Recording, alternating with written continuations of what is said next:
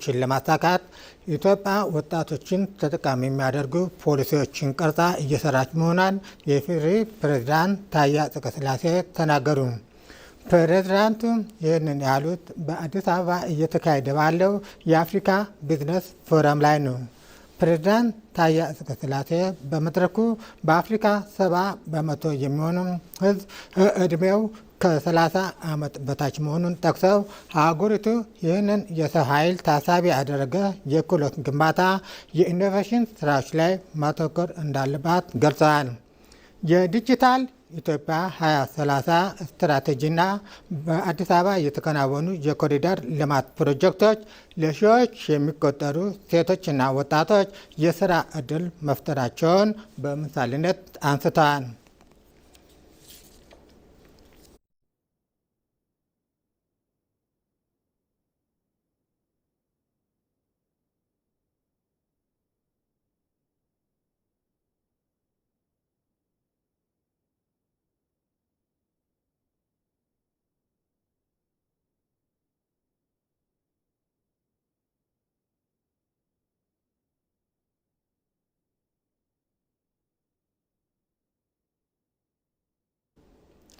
ኢትዮጵያ በአርቲፊሻል ኢንቴሊጀንስ ከተሳታፊነት ወደ መሪነት የሚያሻግሩ ስራዎች እያከናወነች መሆኑን ምክትል ጠቅላይ ሚኒስትር ተመስገን ጥሩነህ ተናገሩ። በኢትዮጵያ አርቲፊሻል ኢንቴሊጀንስ ኢንስቲትዩት በአዲስ አበባ ዩኒቨርሲቲና በተባበሩት መንግስታት የልማት ፕሮግራም ትብብር የተገነባ ኤአይ ዩኒፖድ የተሰኘ ሰው ሰራሽ አስተውሎት የፈጠራ ማዕከል ስራ ጀምሯል። አፍሪካ በአርቲፊሻል ኢንቴሊጀንስ ላይ ያላት ተሳትፎ ከተጠቃሚነት አልፎ ወደ አበርካችነት መሸጋገር አለበት ያሉት የአዲስ አበባ ዩኒቨርሲቲ ተጠባባቂ ፕሬዝዳንት ዶክተር ሳሙኤል ክፍሌ ለዚህም ዩኒቨርሲቲው የሚጠበቅበትን ኃላፊነት እንደሚወጣ አረጋግጠዋል። የተባበሩት መንግስታት የልማት ድርጅት የአፍሪካ ቀጠና ዳይሬክተር ሀውና እዚያ ኮኗ በበኩላቸው መንግስት ለዘርፉ የሰጠውን ትኩረት አድንቀው ማዕከሉ በመንደርደሪያዎች ላይ ተቀምጠው ይቀሩ የነበሩ ምርምሮች ወደ ተግባር የሚቀየርና አህጉራዊ አበርክቶ ያለው ነው ብለዋል።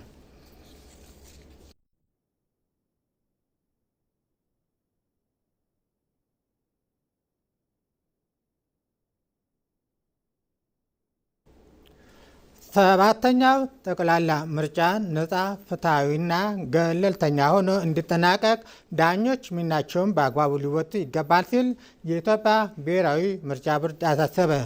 የፌዴራል ጠቅላይ ፍርድ ቤት ከምርጫ ቦርድ ጋር በመተባበር ከምርጫ ጉዳዮች ጋር በተያያዙ ለፌዴራልና ለክልል ዳኞች ስልጠና እየሰጠ ነው።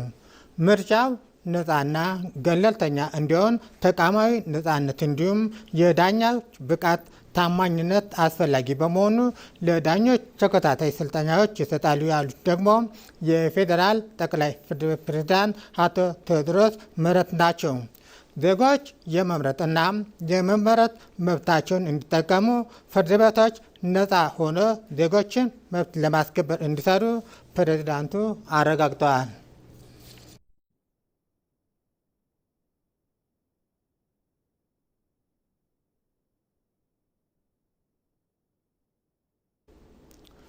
ኢትዮጵያ በአፍሪካ ቀንድ ሰላምና መረጋጋት ለማምጣት የምታደርገው ጥረት እንደሚያደንቁ በኢትዮጵያ ዩናይትድ ኪንግደም አምባሳደር ዳረን ዊልች ተናገሩ። ኢትዮጵያ የባህር በር ለማግኘት ያላት ፍላጎት እንደሚረዱም አምባሳደር ዳረን ዊልች አስታውቀዋል።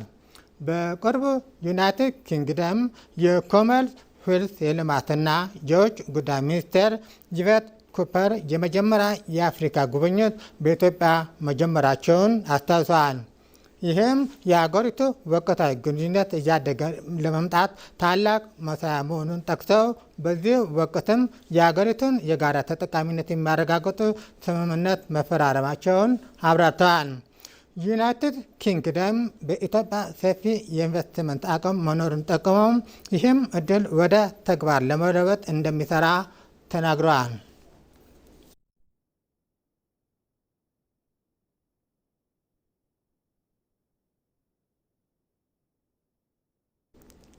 በመጨረሻም የኢትዮጵያ የእስልምና ጉዳዮች ጠቅላይ ምክር ቤት የ1447ኛው የ2018 የታላቁ ረመዳን ጾም ምክንያት በማድረግ የመልካም ምኞት መግለጫ ሰጥቷል። የኢትዮጵያ እስልምና ጉዳዮች ጠቅላይ ምክር ቤት ፕሬዝዳንት ሼህ ሀጂ ኢብራሂም ቱፋ በሰጡት መረጃ በሀገር ውስጥ ሆነ በውጭ የሚገኙ የእስልምና እምነት ተከታዮች ለተቀደሰው የረመዳን ጾም እንኳን በሰላም አደረሳችሁ ብለዋል።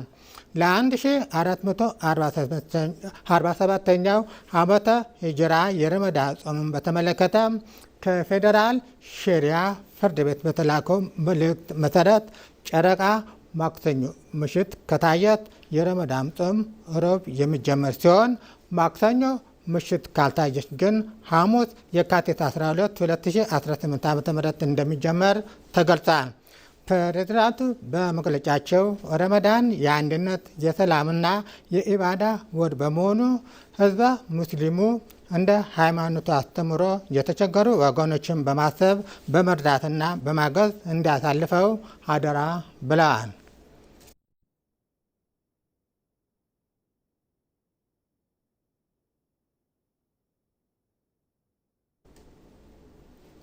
ዜናው አበቃ። ከቀሪ ፕሮግራሞቻችን ጋር መልካም ቆይታ